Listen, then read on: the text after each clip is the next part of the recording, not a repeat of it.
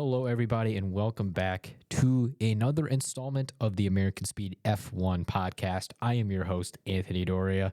First off, I do want to apologize for my bit of a hiatus. We had, spring break. We had a lot of midterms coming up, so I do apologize. I know I said this would be a weekly show, but we are back now, and hopefully, until the school year ends, I should be able to deliver an episode to you guys. And I also, when I get home, the goal is to try to get those out on my Spotify more, so I think I can do that for you. But anyway, welcome back. Obviously, this is the American Speed F1 podcast. You can listen on Spotify and American Speed F1 podcast and on YouTube at the Dead Podcast Society YouTube channel. So make sure you like and subscribe so you don't miss any of my episodes. And then also you can follow my Instagram page at American Speed Podcast. It's a photo of like the graphic that you see. So you can follow me on Instagram there where I give, updates about what my shows are. I post clips and all that. So anyway, welcome back. But we got a lot to talk about this week because I missed a while. We got a lot to go into. So obviously we will go over the Australian Grand Prix, just the chaos that happened in that one. We'll go over the Chinese Grand Prix. Not as chaotic, but still some good things that happened there. And we'll go into a very depth about all the Liam Lawson situation and what we have been told as of this moment, and just anything that we can find to talk about it, because it was crazy. So anyway, first up, we'll go over the Australian Grand Prix now. Unfortunately for my American folks listening to this, we really could not watch this unless you woke up at probably 2 o'clock in the morning to see this. I was not one of them. I did not want to wake up at 4 a.m. to see this. And of course, like the most chaotic race I could have seen was this one. And I can't watch Japan because Japan's at like 1 a.m. Which talks about being about America. But anyway, I know it's a bit late, but we'll get into this. So it was a great race. We had Lando Norris converting his pole position into a hard-fought win. That was during the season opening Australian Grand Prix, which featured a lot of weather conditions, a lot of crashes, some before the race even started, a lot of safety cars, and a late race downpour that resulted in even more drama. So first off, we had Norris. He controlled a lot of the early stages of the race as he encountered Oscar Piastri, who was kind of one of the only people that were able to stay with him. And Max Verstappen was also there too. And then the conditions did improve, which enabled a switch to slick tires because the race started on wet tires. But then, however, shortly after the field had ditched the intermediates, which they were on currently, and then they would have another heavier rain, which would completely drench the circuit, which would frantically send both McLarens into the grass. And then obviously we all know what happened to Piastri there. And then that would bring most drivers into the pits so they could actually get to the wet tires. So as I just said, while Norris, he was able to keep the car on track and keep going. Unfortunately, Piastri would spin off at the penultimate corner, and he would lose a heap of time and it did suck because that was his home Grand Prix too. But then, however, with Verstappen, he was still on slicks because he took the gamble. He tried to stay on the slick so he would be able to try to maybe see if he could maybe try to get track position or gain it, I should say, when the track would return to dry. But unfortunately, the gamble didn't pay off. It was kind of inevitable that his own pit stop would have to be required, and then that did happen. Norris would take the lead back. And he managed it after that because of the earlier in the race when he did that. So then safety cars, then we had after the final safety car, which was caused by the kick Sauber of Bortoleto and Red Bull's Liam Lawson. As I said, we'll get more to him later. Norris would come under attack for Verstappen, probably the closest he got the whole race. And then the latter, he did manage to get into the DRS range, which was activated. And then Norris was just able to get the checkered flag in time over the 2024 rival that he had with George Russell, able to take the podium and ahead of Kimi and the high-flying Williams of Alex Albon fifth. That's absolutely great for Alex Albon. So anyway, let's just get into the let's get into it real quick. So we had Lando Norris in first place. We had Max Verstappen second. George Russell third. Kimi Antonelli fourth. A great drive by Alex Albon to finish fifth for Williams. A great performance for them. Lance Stroll, usually known for his wet abilities, showed it there. Got sixth place. Nico Hulkenberg, a pretty great debut for Kick Sauber. They already got points there in seventh. Charles Leclerc in eighth. Oscar Piastri ninth. Lewis Hamilton 10th in his debut. So Ferrari not the best. Oscar Piastri was somewhat able to recover from that spin and get back to the points. Pierre Gasly just another points in 11th, Yuki Tsunoda 12th, Esteban Ocon 13th, Oliver Behrman 14th. And the DNFs were Liam Lawson, Gabriel Bortoleto, Fernando Alonso, Carlos Sainz, and Jack Doohan. It's a pretty crazy race. So now let's just get into some more stuff. Now, Antonelli 4th, he had been penalized for an unsafe release that was occurred earlier in the race, and he would have been dropped to 5th behind Albon, so Albon would have had 4th. But then he was reinstated to P4, I know, after the race ended. And then the Aston Martin would take 6th, and the Sauber, Ferrari, Leclerc, and the current Piastri was in 9th. So Lewis Hamilton kind of sucked for him because he actually briefly led this race, and he also stayed out a bit longer on the slicks when the late downfall happened because, kind of what Verstappen did, trying to stay out on the slicks to try to take advantage if the rain would stop. But he would have to settle for a 10th and final points-paying position after he pitted, and that would deny Pierre Gasly and Racing Bulls of Tsunoda. And the Haas drivers, not a great weekend for them. 30th, 40th isn't horrible, but kind of just due to all the DNFs. Lawson and Bortoleto were the last people to DNF as they had crashes there. And one driver didn't even make it to the start as Isaac Hadjar crashed on turn 1 of the formation lap. Yeah, he made it one turn and didn't even start. So he had a board start there. So that's kind of your recap for that. So, absolutely crazy race. And I think the thing that really caught my attention from that was really just how many wrecks there were. And it seemed like just a lot of the rookies, especially, Hadjar, Lawson, Bortoleto. 3 of the rookies in, and then we had Kimi finish 4th. Jack Doohan also DNF too. So there were only 2 rookies that finished. So that was just crazy. And also, Ferrari messed up the strategy again. It's just funny how, V-Carb and Ferrari have really messed up strategy this year. Lewis Hamilton stayed out for so long and then got ultimately screwed by the rain and then pitted, but he was way far back at that point. Yeah, Hamilton definitely not the first weekend he would have wanted. He never really, seemed comfortable in the car. So, yeah, it wasn't the best for them. But then we go to the Chinese Grand Prix. Now, this also was the first sprint race weekend of the year. As you know, China officially came back the year before. So we go into the sprint. So first off, we can go over the sprint race for that. So we just got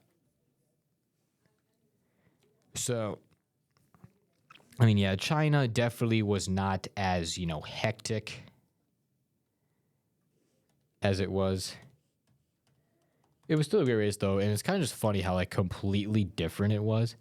So first off, let's go over the sprint victory. This was the first race of the year. Now, this was at 11 p.m., so I actually was able to catch a glimpse of this. So it was a good one. So let's just go over to so first off, we'll kind of go as it happened. So this is going to be just a kind of basic recap of what happened. So essentially, and this was a great race by Lewis Hamilton, who went from 10th to winning as he got the first sprint victory of the 2025 season at the Chinese Grand Prix, as he held the lead the whole time and got his first P1, technically not race, but technically his first win in Ferrari. So he had a strong start. He went on to a commanding lead, and it wasn't always smooth. The gap was not big. The S25 was just had enough, gained on tires in the early stages, was able to kind of hold on a lot. And then he just looked pretty much flawless the whole way through. Max Verstappen trying to run second place, but then ultimately he would lose to Oscar Piastri, who was kind of keying up a move for a lot of that race. Midway through, he was kind of getting the move teed up. He finally was able to get around him late in that race. He would take second. Max Verstappen would have finished third with a few laps left, and that would put Red Bull in third. Mercedes, George Russell, another decent race for fourth. And Ferrari, the other Ferrari, Charles Leclerc, he would be in fifth. Yuki Tsunoda had a sixth place for Racing Bulls, so that was their first points on the year. I believe they're still only points on the year. That would be ahead of Mercedes' Kimi Antonelli, who kind of had a rough race there, but still got points. He gained 2 there. And the last one was Lando Norris. As he kind of did another China moment, he went wide and would lose many positions, but was able to somewhat salvage a point after he got by the Aston Martin Lance Stroll, later in that race.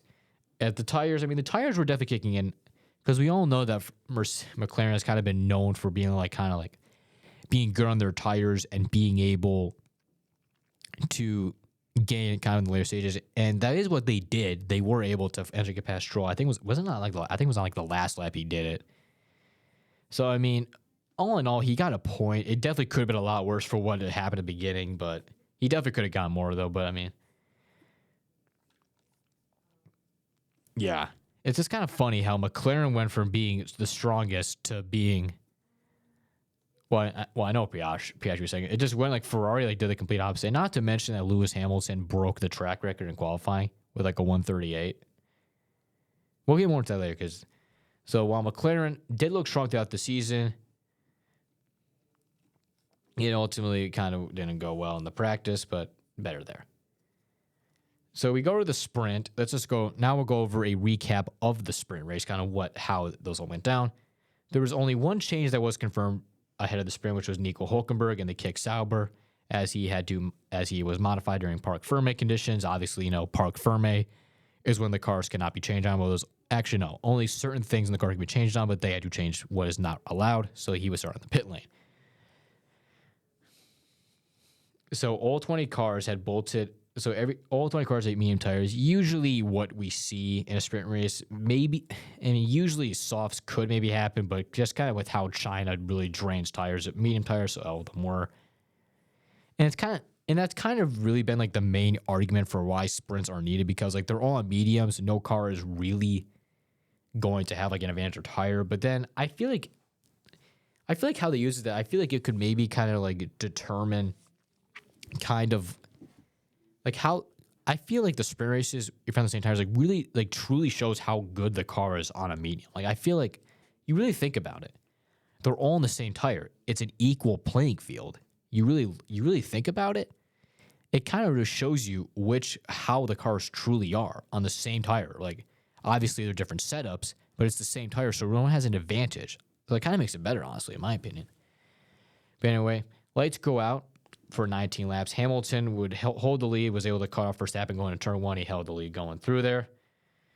Now, Piastri did attempt to challenge him, and Norris would go side by side with Russell on the outside, and obviously we all know that did not pay off well, as he would lock up all the way down to P9. I believe he started 6th, I think. Let's see. I believe he started in 6th place.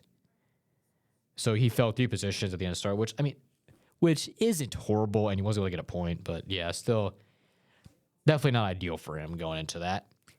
Then we go to Russell and Tsunoda. They both gained 2 spots. They both made gains from lap 2. The Mercedes went up to P4 from Leclerc, and Tsunoda was able to get to go from P8 to P6 for the Racing Bulls.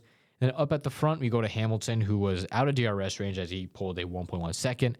Obviously, DRS, you have to be within a second to activate it, which is kind of the goal of Hamilton. You want to get out of the DRS and not allow Max to get to him, which is what he did. And then Verstappen was trying to close the title to him. The replay would show his Red Bull teammate of Liam Lawson, who qualified last for the sprint, and he went with Jack Doohan for P18, and he actually was able to get an overtake. So, I mean, it was a decent overtake for him. And then by lap 6, Hamilton still over a second from Verstappen, and then it got even worse because then Piastri was chasing him for like probably 10 laps. He was trying to get him, and the gap was usually around 0.7 seconds. And then you go to behind him, as we would have Russell, Leclerc, Tsunoda, Antonelli, and Lance Stroll battling for the points. And out of the points was Norris. He was in 9th for most of this race. The McLaren driver did have tire issues as he struggled to really close in.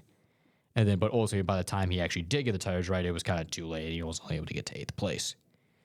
So we get to lap 11 as the sprint is kind of winding down. The picture had evolved as Hamilton stretched out the gap again even bigger, and the Verstappen was now facing even more pressure from Piastri. Piastri was kind of really closing in on him, and now he was only half a second back on average. And then we go, but this race was good. There was plenty of action across the field. We went to Lawson picking off Carlos Sainz before the Williams made a visit to the pits for fresh set of tires. Yeah, I think Williams knew they weren't going to get points. I think they just went on softs, maybe just try to see if they can maybe get like a fast lap or something. Obviously, we know they don't get points for that, and you wouldn't even have gotten points if you did get it. Yeah, I'm sure most of you know, the fastest lap point is no longer used in F1 anymore. But yeah, Williams kind of did that because, I mean, he was kind of struggling. He was kind of in the backseat figure. We'll just try this and just see if we can maybe get data or something, which is probably the goal of Williams. So then Norris on lap 13 would get asked by his engineer. His engineer would say, quote, "How can we help?" This was on lap 13 when he was kind of fading back from Stroll a bit as he was unable to catch him. And then he said, "I'm flat out." That's what Norris' responses was. And usually you don't want to hear that because you hope he has more pace. But if he says that's the max he can get, that's probably not really a good thing that he can do. And then we go to the front. His McLaren teammate Piastri was still trying to get past Verstappen in turn one, but he would kind of keep backing off. And then he would say, as Verstappen would say, "Both my tires are dead." Now, obviously, sometimes this could be clickbait when he does it, but it seemed like he was, because Hamilton was pulling away. So I think Verstappen was being truthful here. I'm not saying he always lies about it, but it's kind of been like a joke, where like he says it and then like he'll like still win it. So then by lap 15, Verstappen could not keep any longer. Piastri was finally able to edge by him, and obviously we all know he finished second, and Verstappen was third. But not to mention, Hamilton was 3 seconds ahead of him. It was just crazy how Ferrari went from 8th and 10th to winning the sprint and getting 5th. But listen, obviously, so Ferrari fans, we were definitely on top of the world. I mean, I'm one of them. I was definitely happy. I mean, nice to see it. I mean, Leclerc kind of wasn't a 5th, so not great, not horrible, but then they won. So it looked good, but trust me, we'll get more into the actual race, it won't be as good. Now, most of you might know why, but in case you don't, I'll get more into that.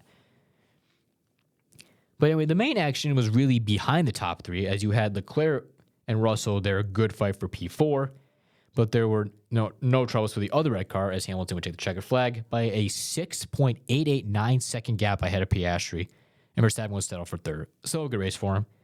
Russell would win out on the fight with Leclerc as he moved up to fourth, and Ferrari would just miss out by half a second, so maybe one more lap he could have had him. And so Tsunoda got 3 points, so some very good with the Racing Bulls, still their only points so far this year. If they missed out in Melbourne, in Australia, Antonelli would get 7th, while Norris would be able to take 8th from Stroll, as he would get 8th. Stroll and Aston Martin Fernando Alonso missed out in 9th and 10th. As Alex Albon 11th for Williams, so decent for him, who dropped from P9, and Alpin's Pierre Gasly in 12th.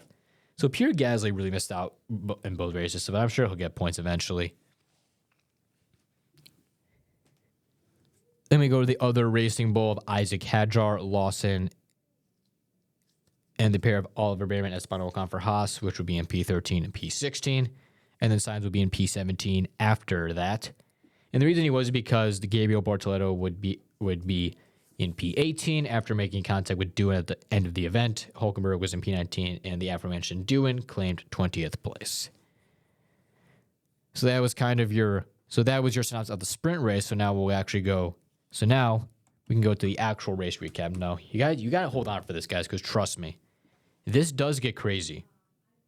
Like, you got to understand, this race gets crazy, and not even really the race in general, what happened after, but so stay with me here, because we'll have a lot. So we'll do the ads. So this is what happened. So we'll tell you really what the lead up to this. So we had a good couple days in Shanghai after the sprint. Then we had to go to the actual race. So there was a change in the grid, which was headed by Piastri, Russell, Norris, and Verstappen, who were the top four. As Lawson went from 20th, as he said he again qualified in 20th place. We'll get more into him later. And I know most of you know why, but we'll get to that. As he would go to the pit lane, as Red Bull would make a lot of setup changes in a bid to try to help him. Now, the two-shop strategy was the most predicted because we all know China is usually has them at the tire deg. So there were 2 sets of tires, which is what mostly everybody did. So then we go here. So formation lap completes, kind of windy conditions, but ultimately still fine. The 5 lights go out, and the grid is good away. So Russell would initially, he would attack Piastri on the run to turn 1, but he would back out and then get jumped by Norris, who got to second. Now, behind all that, Hamilton and Leclerc both managing to get past Verstappen, only for the Monegasque, who was Leclerc, if you don't know, to bounce off the turn 2 curb, run into the back of his teammate, and then get front wing damage. And then Leclerc would come on the radio. He said, we have 20 to 30 points lost on the front. If we can survive, we wait for the first stop. That's what he told them. And then as he was still in P5 over Verstappen, Antonelli, Tsunoda, Hadjar, and Ocon, who had all passed Albon. And then you go to the replay. The replay would show that Bortoleto had suffered a snap as he was chasing Behrman, which sent him into the gravel and back into the pits for a fresh set of hard tires. And Alonso would also retire his Aston Martin after showing that he had brake failure. So Fernando Alonso has a bit of bad luck this year. So then race eventually gets settled down. Piastri would lead Norris by just over a second, as he would keep his teammate out of the DRS, or the drag reduction system, if you don't know. As I said earlier, you have to be within 1 second. And then similar margins would develop between the cars behind Russell, who was still in third from Hamilton, and Leclerc, who was still on front wing damage, but was able to hold on to fifth place. And we go to Verstappen, meanwhile, I haven't talked about him, as he was lapping the best part of a second slower than the front runners. So it's kind of confusing because, was this really the best they could have done? I mean, a second slower? We know Red Bull wasn't as good this year, but he's lapping a second slower than the leaders? So we don't really know what was going on. He either was trying to save tires or that was the best they could do. So at this point, now, another message of Ferrari was told to Leclerc as they thought about Plan B. I'm sure a lot of Ferrari fans are getting PTSD when I say this. As they want to go to Plan A, I believe Plan A was a 2-stop. Now, unfortunately, I didn't watch, so I do not know what Plan A would have been. And it seems like, because then Ferrari would kind of tell them that there was too much traffic and they should go to Plan B, which I think Plan B, if I had assumed by the traffic, they probably wanted to maybe do, because you look at that quote, it says too much traffic. So if I had to guess, that might be pitting later to try to avoid it. It's either later or earlier to avoid it. Because the context is either they want to avoid the traffic and try to pit later and get fresher tires and pass all of them all, or they want to pit earlier and get fresher tires and try to escape all of them. If I had to guess, I think it maybe was earlier because China's kind of packed, and if they can get the fresh tire advantage, they can maybe overtake some of the guys and kind of avoid all that traffic. Or if they go later, they're in the traffic, but they escape and pit later and get fresher tires toward the end of the race. So it's one of those two. We'll see what happened there. And in Gasly, he would be the first guy to pit for new tires under a normal circumstance, like a normal pit stop, which would be on lap 11, and he would go to hard tires. I believe he was on mediums to start, and then that would be kind of more, and then that would kind of middle of the pack to be kind of swapped around. And Tsunoda would also jump Antonelli, very, very good undercut that RB committed. So then going back to the front runners, we would have Hamilton and Verstappen. They were the first to make moves, as they would also go to hard tires, while Piastri, Norris, Russell, and Leclerc would go along with that, and Albon, Stroll, Sainz, Behrman, Lawson, and Hulkenberg, they would all stay out for now. And then Russell, Russell said it would go to a 1-stop, because we all know Russell has kind of been known to be a tire whisperer. I mean, he showed it in Belgium last year. He didn't get disqualified, but he did show it. So then we would get the answer eventually, as Piastri and Russell would go on lap 15, as they went a bit longer than the first couple people, and they would join the track in the group of yet-to-pit drivers, which is kind of what Ferrari was trying to avoid, and Norris and Leclerc would follow a lap later. That sequence would put Williams driver Alex Albon in a temporary lead on his birthday. Also, happy birthday to Alex Albon. Got to lead a lap, so pretty good race for him. That's pretty good accomplishment for him. Got to lead a lap on his birthday. Happy man, I'm sure he was. So then Piastri did a good job. He was able to keep his track position as the pit stops would kind of filter to an end. And Russell was another undercut winner, as he would go around the outside of Norris after his cold tires when he pitted on turn 1 and 2, where Stroll's Aston Martin got between them. Now it did not take Norris long to fight back, though, as with the championship leader, as he still is, he got into a rhythm and cleared Russell down the start finish rate with DRS, which was on lap 18. Meaning the top 5 positions the top 5 positions would return to their pre-pit stop order. Now transferred to a few laps later, we had some kind of radio between Hamilton and Ferrari. Hamilton would go to the side of the track and let Leclerc through P4 because Leclerc was faster than him. As in the latter, as he did not take a new front wing in the pits, as feeling he had a better shot of challenging him. So it's kind of confusing to me because it's kind of funny how Leclerc had wing damage, but he thought he would be better than him. So then Verstappen was kind of chilling in 6th, not really talked about, and he was ahead of Stroll and Behrman, who are now the last drivers on the starting set of tires as they did not pit yet. Sonoda and Ocon were holding the final positions over Antonelli, who had floor damage, which he had on the first lap. We'll actually detail more on that later. Over Hadjar, Albon, Gasly, Doohan, Sainz, and Lawson. And the Kick Saubers were at the back. Maybe like normal for Kick Sauber. Good. I'm glad they got points in the first race, though. And so then Hamilton, after driving Leclerc, was he wanted some stuff as he wanted his feedback, as he didn't know where he was losing time to, considering he actually had a functioning front wing. As it seemed like he was not really comfortable in that race, to be honest. And in the other Ferrari, you go to Leclerc, who he soon was able to actually catch Russell, and he put pressure on him. And the DRS, he had it. As unfortunately, the bid to actually complete it was kind of not meant to be, as Mercedes would pull away out of turn 12, and he was really not able to get that. Then on lap 27, we go to Oliver Behrman, who finally would pit for fresh rubber significantly later than the other drivers, as he was, after a really great fight with Stroll, I should add, if you saw it, and involved a big lockup for the rookie at the final hairpin, meaning the Canadian of Stroll was now the final driver that had not stopped yet, but still pumping in personal best at the personal best as the laps would go by. Is it Stroll's year? I don't know. Honestly, I told my friend, is it Stroll's year? Because he's actually not looking bad this year, and I probably may have just jinxed it when I said that, so I hope I didn't jinx that. So back up front, McLaren had a 3-second gap on Norris and third place Russell, which they knew, as they wanted Norris to use pace, which they told him to do.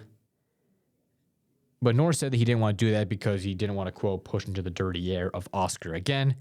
And then his engineer would confirm Piastri would be asked to help him going faster, which I believe would have been kind of, getting him DRS maybe to try to get him a bit more speed.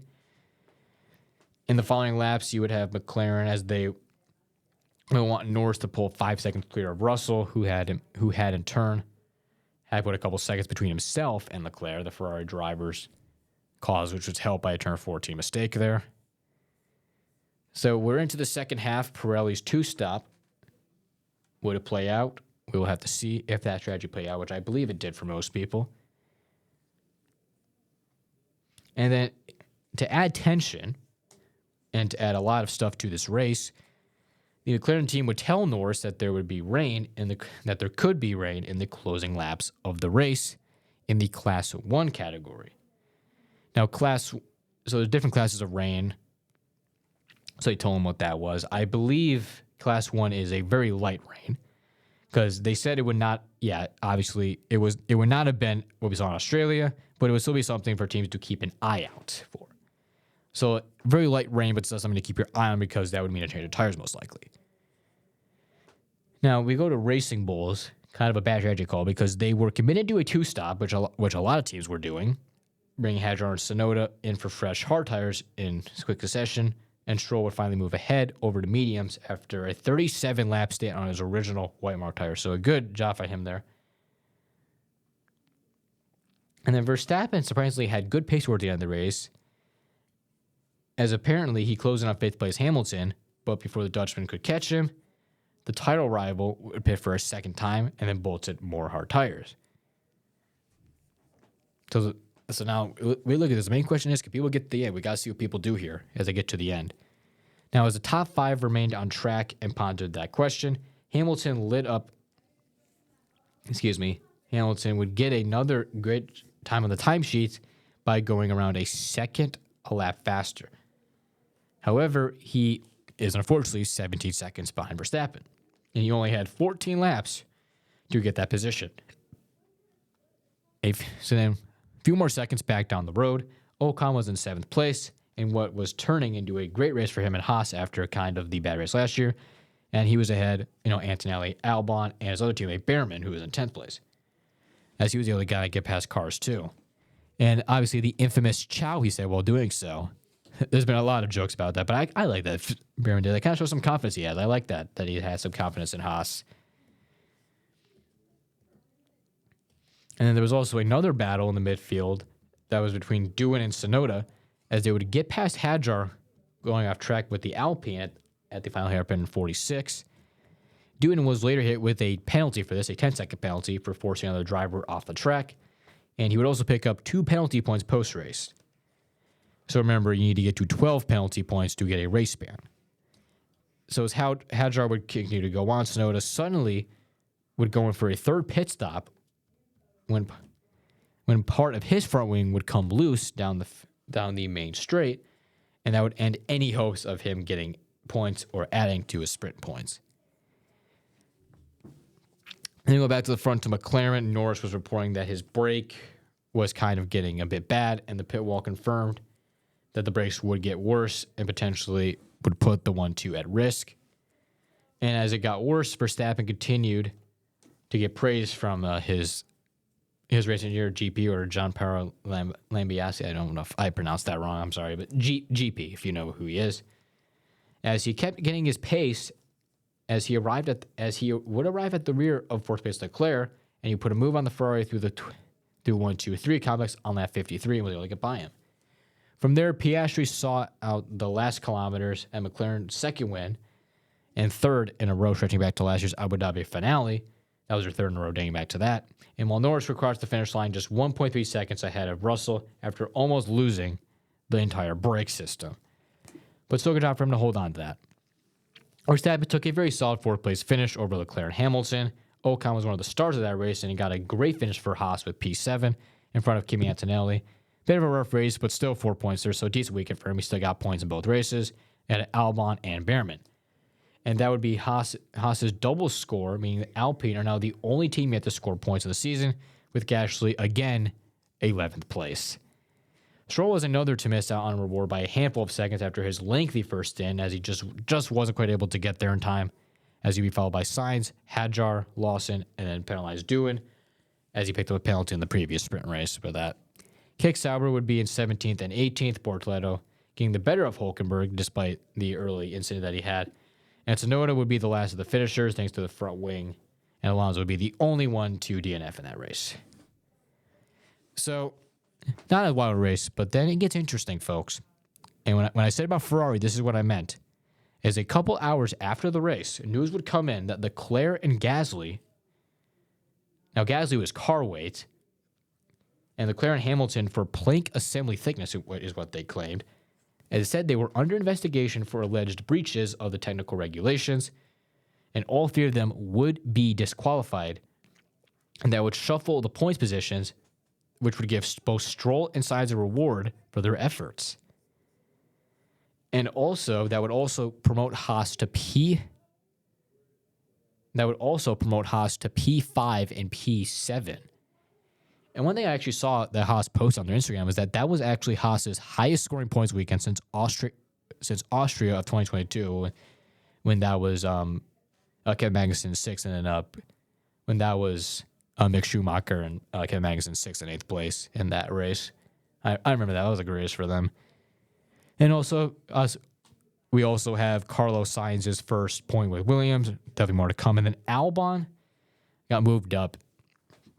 And not to mention Alex Albon with another impressive performance for that Williams team. Like, Williams just continues to deliver. I mean, and also Albon got up to 7th place. And Stroll gets more points. Excuse me. Haas was 5th and 8th place. And then, great weekend for Haas. A lot of redeeming. Kimi Antonelli got promoted to 6th. Another decent race for Antonelli. Another podium for George Russell. Lance Stroll gets consecutive points in 9th. Carlos Sainz, first point for Williams. Hadjar would get up to 11th place, so decent. Liam Lawson, 12th. And Jack Doohan would be 13th, the last of the lead lap runners. So that'll do for the Chinese Grand Prix. Now, I'm sure, as you may have seen, Liam Lawson has struggled in these races. He's kind of been the worst rookie. And I waited long to get into this, and I'm kind of glad it came out this week because I actually wanted to record this week. I'm kind of glad something came out that I could talk about. As I'm sure most of you have seen by now, Lawson has been under threat to lose his seat at Red Bull. Yeah, you heard that right. After 2 races, he might get the boot. Now, I'm sure a lot of you maybe have seen on Instagram that the reported it is happening. But I do want to say F1 itself has not officially reported this. Like, the F1 page has not officially said that this move is happening. These are purely just been reports. But I feel like if all these reports are coming out, it's got to happen. And it's also confusing to me is that, like, one site says for the Japanese Grand Prix, one site says for the rest of the year. So, like, I really don't know what's going on. And apparently, Red Bull is going to make an announcement later this week, apparently. So I don't know if that's coming out. But at the time of this recording, F1 itself or Red Bull has not officially claimed this is happening. This is recorded on the Wednesday. This is recorded on a Wednesday, so I do not know. So nothing truly official has been reported. I do want to make that clear. These have been reports, and there's been a lot of them, but not at least official yet. So take it with a grain of salt. I'm not saying this isn't going to happen. I just think until it is officially revealed, I'm not going to think it's going to happen. But see, now if it does, I haven't thought a lot about this. And now people have had their views. And I kind of want to share mine. So we all know Sergio Perez was in the seat last year since 2021. And he ultimately got the boot because he kind of finished 8th, cost him millions of dollars. And all in all, just kind of faded in his career. So rightfully, they got rid of him even after giving him a contract. So they really had 2 choices. Red Bull had really only 2 choices. You take Tsunoda, who's been with you since 2021, has shown really vast improvement. Really, besides Gasly, has been every teammate he's been against, and pretty much honestly ended. Remember, he ended De Vries' career. Remember that ended De Vries' career, I should add, and then beat Lawson in 2024 as well when they raced for a couple races back then. And then you go to Liam Lawson, who's kind of been this like really touted prospect. One in F3, one in Super Formula, one in other series, but less experience. Red Bull ultimately decided to go with Liam Lawson. Now, this move was kind of mixed. People were happy for Lawson, but a lot of people thought that Tsunoda should have gotten it. And I'm kind of one of them too, but I'll get more into that stuff. So then ultimately, first race, DNFs, qualifies, I think, 18th, DNFs in it. But we're like, okay, it's his first race. Like, it's his first race in a new car. He's got to develop. But then China qualifies last in both sessions due to mistakes. And in the sprint race, he was able to overtake out the F14. So, the sprint wasn't horrible. He gained places, got up to 14th, which at least he was able to gain places, but not where he should be. The race, he was 15th on the road, didn't really go that much better. Obviously, again, he gained spots, but 2 of them were DNFs. So he really only gained 3 spots because 2 of them were DNFs. So he's showing he's struggling. And as most F1 fans know, Red Bull has never been the most tolerant of drivers struggling this bad. We all remember the infamous Kvyat-Verstappen swap after 4 races in 2016. We all remember that. But I'm thinking to myself, there's no way Red Bull does it. There is no way they do it again. He has 2 races. He had 11 races before this. There's no way you do this after 2 races. There's no shot. But then the rumors started swirling. One of them was that Franco Colapinto, who's an Alpine reserve driver, was going to go to VCARB as Tsunoda would go, and they wouldn't even keep Lawson. And then the main one was that Tsunoda and Lawson would swap again. And the rumors are coming out, but nothing would really come out. But then kind of afternoon to last night, the reports are coming in that apparently Tsunoda is going to get swapped for Lawson for the Japanese Grand Prix. Now, I don't know if it would be full year or just Japan. I'm not really sure. No one really knows what's going on right now. And I thought to myself, they did it again.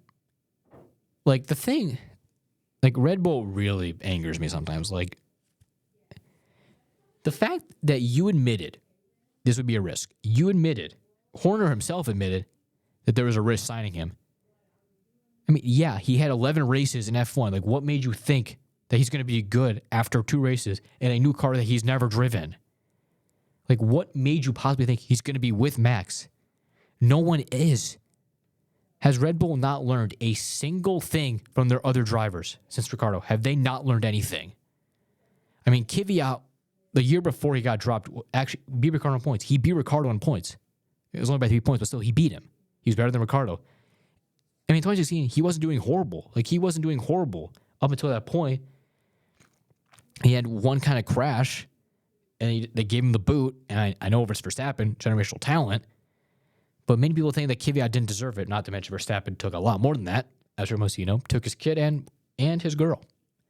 And I'm sure all you know.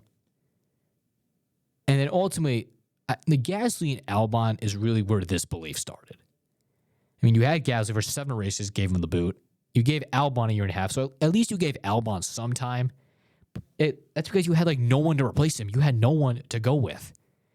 And to be fair, Albon at the beginning of his Red Bull career, I think he was good. Like at the beginning, he was definitely showing signs. I think kind of towards the later end is kind of where he kind of faded a bit. But the point is, at least you gave him some time, and then you realize, okay, maybe it's not working out. We can go somewhere else. And you went with Checo, who for sure is the best one. For sure was the best one, despite how it ended.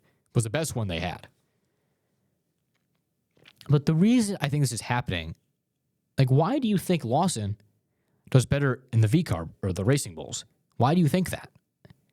It's simple. It's because, as most of you may know, the Red Bull has been very notorious for being a very difficult car to drive. You know, people say it seems like only Max can drive that car. And frankly, it's a fair point. Because now, you may have seen, the Alex Albon podcast where he kind of talked about what was like a Red Bull. Now, he himself said the car, like, it is what it is. But he kind of described it as turning your mouse sensitivity to the max and moving it. So you might be asking, what does he mean by that? Well, what he means is that the way the car is that it's very front heavy. So that means that there is more downforce is placed on the front wing and compared to the rear wing. Because obviously 2 wings. There's more downforce or load, you can say, on the front of it. And essentially what that does is it makes the car, really sharp. Like, it kind of, the goal Verstappen wants is for the car to react with him pretty much the instant he turns the wheel. He doesn't want it to kind of like slowly react. He wants it to instantly react when he turns it, to really attack a corner and kind of hit the apex, which is what you want to do. And Verstappen drives out, and he claimed that, and Albon himself said that he also drives like that too. He also likes that style. But he said Verstappen's was on like another level of how he wanted it. So yeah, you can kind of get where this is coming from. This car is really hard to drive, and it seems like really only Max can drive it. Or is one of the very few that can at least tolerate it. Because Ricciardo could. Ricciardo was able to tolerate it. And plus, those cars were different. And plus, they were different cars built. Because like 2017, 2018 were kind of like the first year of the new kind of modern car look. But they were still different. But Ricciardo could handle the car because he was also a very front-heavy guy. And he wanted that too. So that's why he was one of the best at competing with Max and was able to beat him times.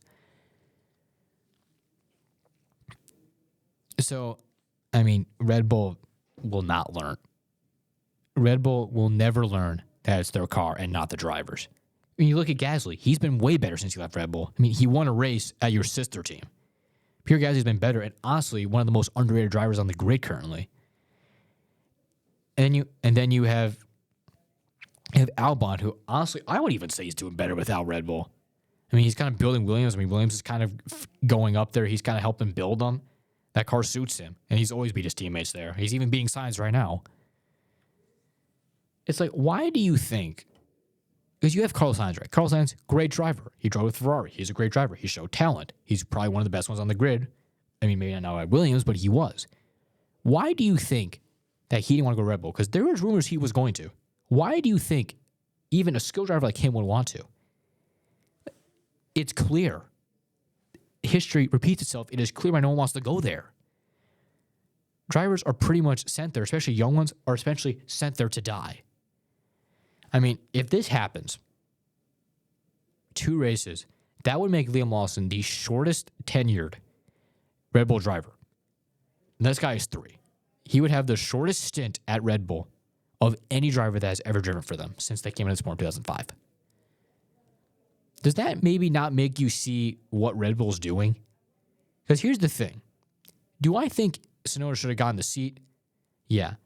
See, I mostly think the right move was made now. It was just handled and at the completely wrong time to do it. I mean, you couldn't even have given him at least like half a year, at least. I mean, you gave DeVries 10. I mean, I know he was at your sister team, but at least you gave him 10. It's like, that's the thing. I mean, even their sister team, like, I mean, you look at DeVries. I mean, people thought DeVries was going to be like amazing right away. Like, guys, I mean, obviously, I know Kimi. I know you look at Kimi, he's kind of, and maybe he's kind of showing that the argument is kind of not true because he's succeeding. But Mercedes is probably the second fastest car right now, or the third. It's between that and Ferrari. Like, he's actually in a good car, and and honestly, Lawson is probably on the 4th fastest. It's still a good car. I know he should be up higher than where he is. So I understand why Kimi could maybe be kind of showing that argument may not be completely true because he is. But the thing is that Mercedes has been able, like, is drivable. It's not what the Red Bull is. Like, everyone knows that Red Bull is notorious for being a pure handful that really only Verstappen can handle. Because, like, it has to be, like, so precise. Because you remember when Perez first got there, the car actually wasn't like it was now, like, especially in 2022. Like, why do you think Ferrari was better than them? Because the car wasn't as overseer as it wanted, which is why I think Verstappen kind of fell and Perez was doing really well. But when did it start happening? Late that year and the rest of his career. Why do you think it happened then? They changed the setup. Look how it happened. Sergio Perez's career pretty much died when that change happened. Like, second half of 2022 is when Red Bull got Max the car. And listen, I know it's Max. He's a generational talent. I understand the car should be built around him because he's good. He's a great driver, and it is clearly known. And obviously, if you're Red Bull, number 1 driver, the car should be built to what he likes, which is what it is. But very few drivers could even somewhat tolerate that, and Lawson doesn't. Why do you think he does better in the Racing Bull?